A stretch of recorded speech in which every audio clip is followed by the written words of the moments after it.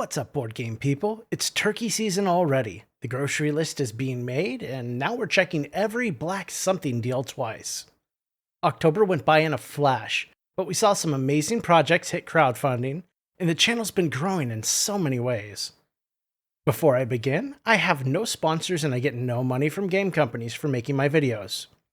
Much to my wife's dismay, the packages just keep rolling in. This month, I got in part of my TGG Solomon Kane order. This shipment was all of the Wave 2 goodies, which remains quite useless without the core game from Wave 1. They say that Mythic is shipping Wave 1, but that remains to be seen. I say maybe they haven't paid their ransom note yet. We'll find out.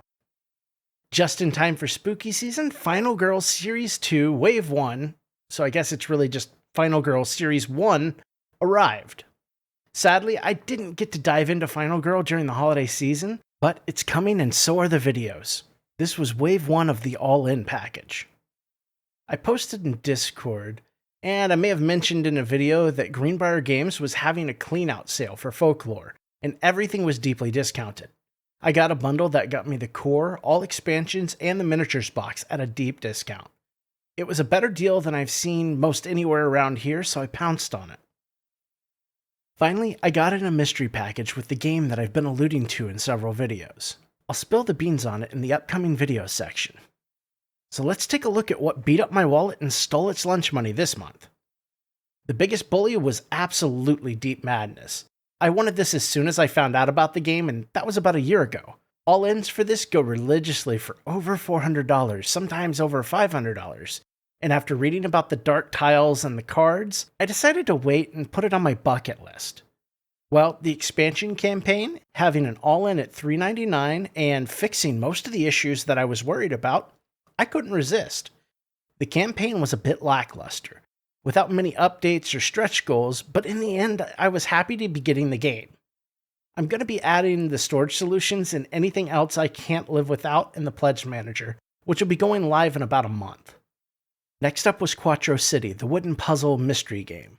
We love puzzles, and while I bought us half a board game collection for Christmas last year, my wife bought puzzles for us to do. So this seemed like the perfect compromise.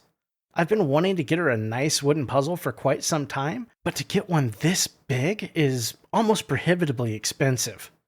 This is a really good deal as you're getting it for about half of the price it should be. The fact that it doubles as a bit of a game as well, that should even add more fun to it. Oathsworn was on the playground this month, and I saw it shaking down just about every kid it could get its hands on. For me, I have most of the original print run, so I went ahead and grabbed the update and the new Stuffs pack. I also added the maps to my order as I love old style maps, and I wanted as many as possible to hang on this giant open wall of our house. 20 Strong really snuck up on me. I thought it was a competitive card game, and that usually files it into the projects I'm not really interested in. But I'm glad I took a second look. This was a deal to begin with, and the stretch goals really added value to an already fantastic deal. I got everything here for less than the core of most games. Then came Destiny's Witchwood. For me, this was the no-brainer this month. I knew I was getting it from the moment they announced it. They sealed the deal with the big box storage, though. This should take the full collection from 1.5 Calyx cubes down to 1 with room to put another game box on display in front of it. After that, it slows down a bit with some Pledge Managers. I've officially finished my Dungeons of Doria Pledge Manager. Wow, that was hard. Shipping paid and done. The Dark Tower was also due this month, and this one hurt a little bit. I rarely add money for add-ons during the campaign, so this was a bit of a gut punch. Paying the $82 in shipping and then adding in the mat, skulls, and dice, it really hurt. Thankfully, I skipped a few this month too. Oh, wait, these aren't really skips. Warcrow Adventures came at a bad time for me, and I really wasn't convinced until about halfway through the campaign. Now I want it all, but during the project, I was only in for $1. And I'm going to do my best to get a copy in the Pledge Manager if the timing is right. The other big cow of a campaign this month, the Cthulhu Death May Die Season 3 and 4, Fear of the Shipping Charges, only got the $1 treatment from me. I'd be totally lying if I said I wasn't planning on getting both seasons and then probably making the big mistake to finish out my Season 1 and 2 collection. In my defense, I passed on a 3-foot giant Cthulhu statue like 12 years ago in the infancy of Kickstarter. That makes this okay, right? So this month wasn't as cheap as I would have liked. In fact, it caught me by surprise a few too many times. November will definitely be better, I swear. Oh, the shipping cart. Things that are still in the final decision track and things I need to stop procrastinating on and finish the PM for. This hasn't changed much, so we'll go fast. I have Ariedia Paths We Dare Tread, Divinus, Limbo 1.5, Tebaru, Unsettled, Dawn of Madness, Skyrise, Sleeping Gods, and Burn Cycle. This list will look a little bit different next month after I get completely done organizing. So what did I paint this month? Nothing. I've been putting the paint desk back together and I still need to move the paint racks over. What have I played recently? I actually played something in October. I played a lot of something. October was all about the Dungeon Crusade. We ran a total of 4 games of the Avalon Adventure board game that's included in Dungeon Crusade. This game has been great. It's very simple to pick up, and in most cases, our characters were rich walking into Dungeon Crusade. We ran 2 games where we intentionally hit every location on the board, just to see if we could, and to see what we would gain by doing so. These were some of the most fun and the most tense games. Our characters walked away with a great sack of gold, and even a few common or uncommon items. There are rarer items to get, but we just didn't get that lucky. I sent some notes over to Roger, and I'll be doing a quick review video on the adventure game in the future. Over in video gaming, we played a bit of Phasmophobia, and then for a bit of a change on that formula, we tried out Ghost Exorcism Inc., which was a fun twist on Phasmo, where you actually exorcise the ghost and have ways to fight back against them. The graphics are really lackluster, and the controls are a bit clunky, but after learning the game, we're having a blast. We've already racked up about 7 hours in the game, and I know there's more to come. We also played a tiny bit of Overwatch 2 on Xbox. I haven't really ever played with my wife and a few of the friends that joined in, and my wife is by far the best in the group. She heals and gets very competitive about it. I'm easily the worst player. I'm still finding tanks and DPS characters that I like, and I'm a noob on Overwatch. What am I searching for? There's no change here.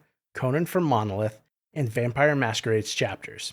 I did get in contact with Thomas from Flyos Games, finally, and he put me on the list. I likely won't hear anything until they actually start shipping the English copies. The game room has been a busy space this month. First up, I had to reorganize all my games now that the flooring's done. This was fun, and I actually managed to consolidate quite a bit. Now I need to get to opening and organizing some of the space hogs to cut down on wasted space. I've never been one for storing games vertically, but displaying a game vertically really makes the shelf look classy and hides a ton of sins. Once the vertical games are opened, I don't know if they'll continue to be stored that way or not. October was a busy filming time too. I got quite a few filming sessions in, including the Dungeon Crusade unboxing, more work on Oathsworn's unboxing, and some filming on the Avalon Adventure game review. Filming is fun because it constantly keeps the game room in flux. One day I'd love to install a hanging light bar hanging over the game table so I could get some of my equipment off the ground and above our heads. I'm still putting the room back together a bit. I installed an Ethernet switch, and hopefully I'll have the Elegoo Jupiter connected via Ethernet soon. There's still quite a lot left to be done in the room. Channel updates. October was a huge month of growth for the channel. First and foremost, we broke 1,100 subs in October, and that number just keeps climbing. Evidently, I should really be looking at my views now, but I like watching the subs. The subs are the community, and that serves everyone watching. The views will come. So, this year was hard on me. I really wanted to go to Gen Con this year. I've never been, and I think it'll be a great experience and might give me a chance to meet some game companies and network a bit. I'd love to get some quick interviews and be able to bring some of that Gen Con news in firsthand. I haven't had a real vacation in 4 years. I haven't been able to travel. I can barely leave my house due to having to take care of my mother. And while I'm completely an introvert, it's weighed on me and taken a big toll. The great thing is I have the most amazing wife in the world. I've been talking to her about the two of us going to Gen Con once we're able to travel again, and her knowing how much I need to get out of the house and take a break, she suggested and then almost demanded that I go alone next year if need be. So next year in August, I'm packing up the show and I'm taking it on the road. I came up with a budget that I'll need to fly up, get a hotel room, and everything else, and I'll finally be getting to Gen Con after wanting to go for more than 15 years. Of course, there's a little bit of equipment that I'll be needing, so I'll be picking that up along the way. Now it's down to waiting for ticket registration to open up and figuring out where I'm going to stay. This will be my first time in the area, so I'm kind of winging it. Last month, I mentioned starting to reach out to game creators and networking, or in some cases, just saying hello to an automated black hole. But it's happening and it's getting some great results.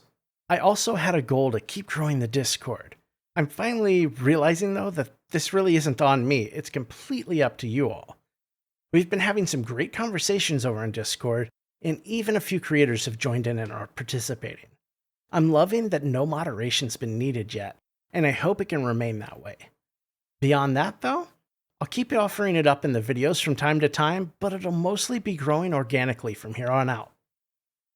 This month, I've pushed out my first unboxing. I unboxed Dungeon Crusade, and while I was anxious and nervous moving into it, like most things, once I got the ball rolling and found my rhythm, I had a blast with it. As I was filming and editing, I came up with some great improvements for the future. The whole process really lit a fire under me, so expect more unboxings to come. Last, I'm still trying to get a bit more organized so I can keep up with everything a little easier. I've been working on some personal projects around the house that will help, and I also have been building some spreadsheets and such that I probably should have been doing all along. But I wanted to ask for a bit of help.